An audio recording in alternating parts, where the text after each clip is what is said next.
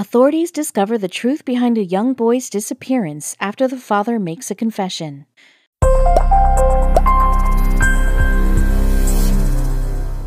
For some, there's nothing better than escaping into the wild for a little while. For 18-year-old Austin and his stepfather, hiking was one of the best ways they spent their time together.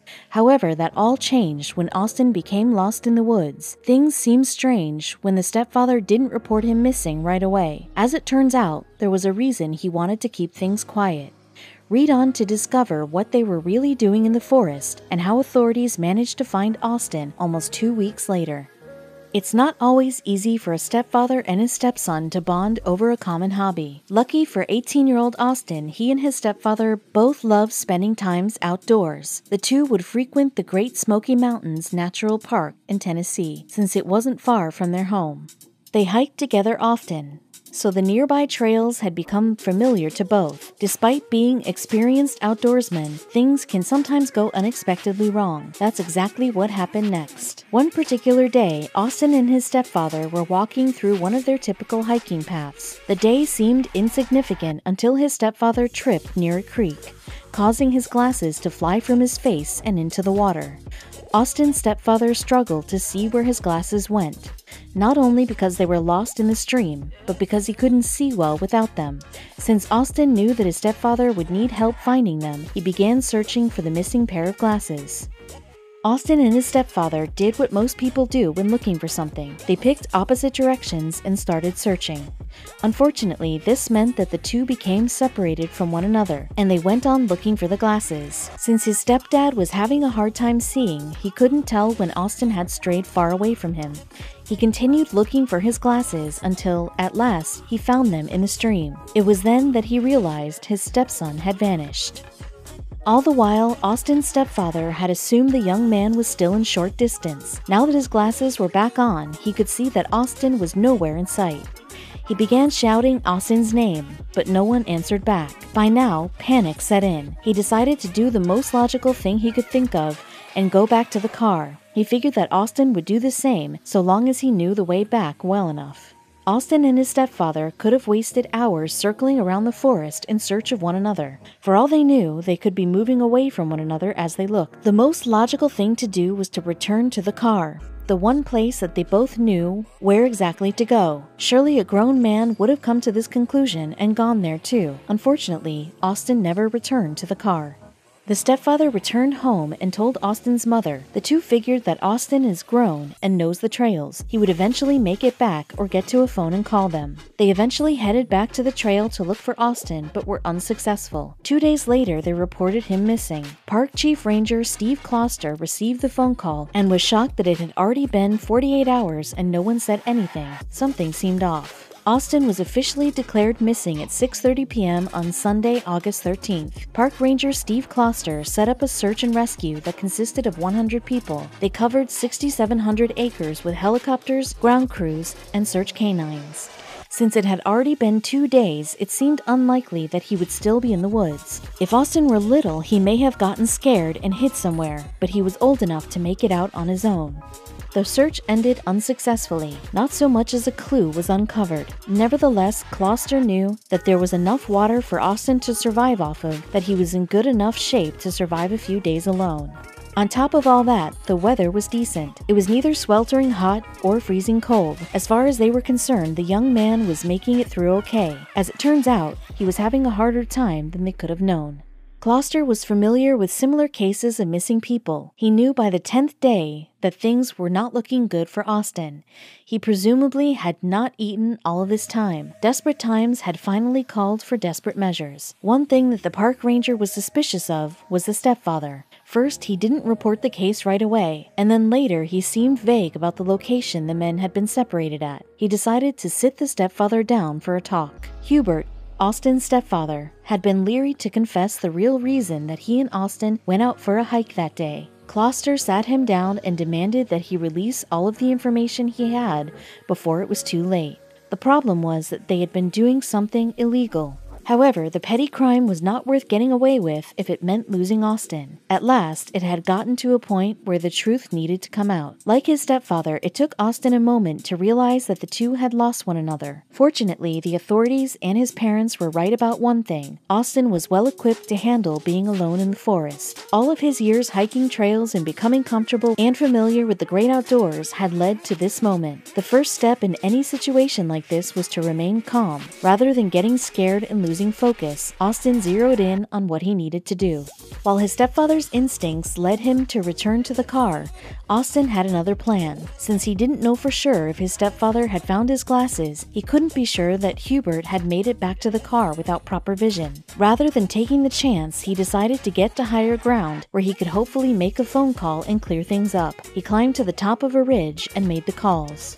Despite being up high, the calls didn't go through. But then it was already late and Austin was exhausted from the day's events. He camped out in the ridge, and then the following day he headed back to lower ground. As he trekked on, he came upon a creek. Austin knew that it would be a good idea to stay near the water. It provided him with something to drink, but also gave him a sense of direction.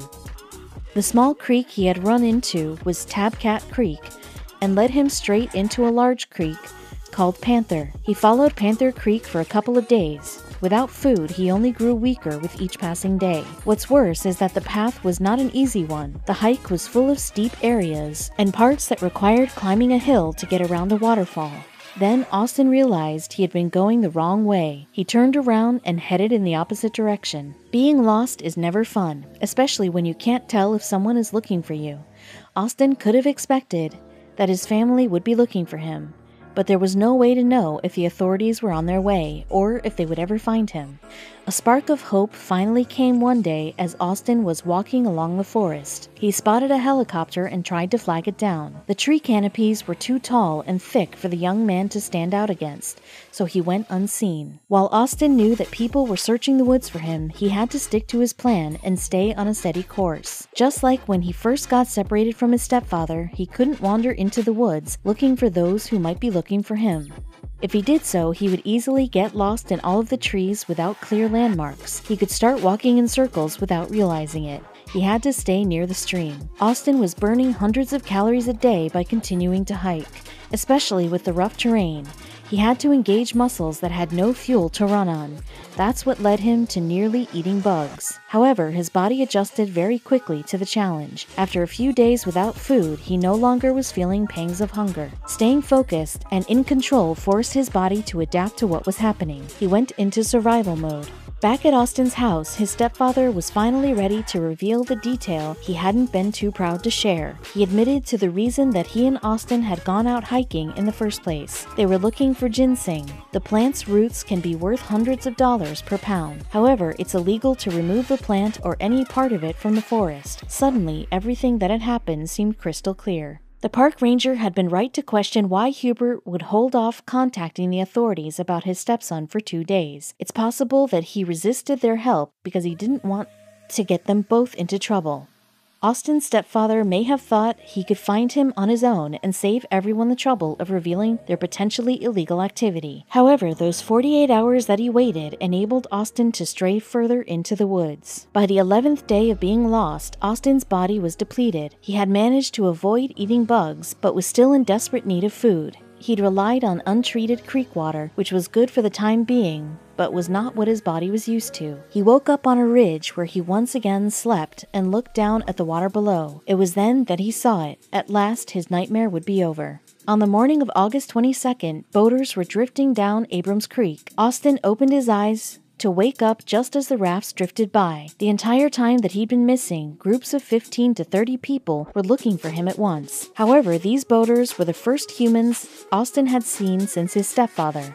It was incredible timing that he caught a glimpse of them the moment he woke up, thanks to his spot on the ridge. He managed to get their attention. After Hubert's confession, everyone on the lookout had a clear idea of where he and Austin had been and what to look out for. By the 11th day of searching, 2 teams of trained canines and almost 30 emergency responders from 5 different agencies were on the scene. One park worker by the name of Sanders told the local newspaper that the challenging terrain meant an hour-long walk could take as much as a full day to get through. No one lost hope since they all knew that this was something Austin could survive. However, they also knew that he was in an area they had been mining through for more than a week. 7 days after Austin first went missing, his local community held a candlelight vigil for him. From churches to hunters to investigators and more, everyone came together to find Austin since they knew that it was in their power to do so. With all of the news gathered about the missing boy in Great Smoky Mountains National Park, it was clear the moment that the boaters spotted him that this was Austin. Austin's mother was emotional as she got the news that her son was found. He was immediately cared for and brought back to a stable level, but was in impressive shape given all he'd been through. Austin went on to put his survival skills to use as a Marine. In 29 years with the park, Closter told local reporters that he'd never seen a search last so long. Sanders said that losing sight of one another was a common reason hiking partners got lost, emphasizing the importance of staying close together. The positive that came out of the ordeal was that the community came together for a joined purpose, bringing Austin home. His mother posted on Facebook that the compassion of strangers was beyond moving.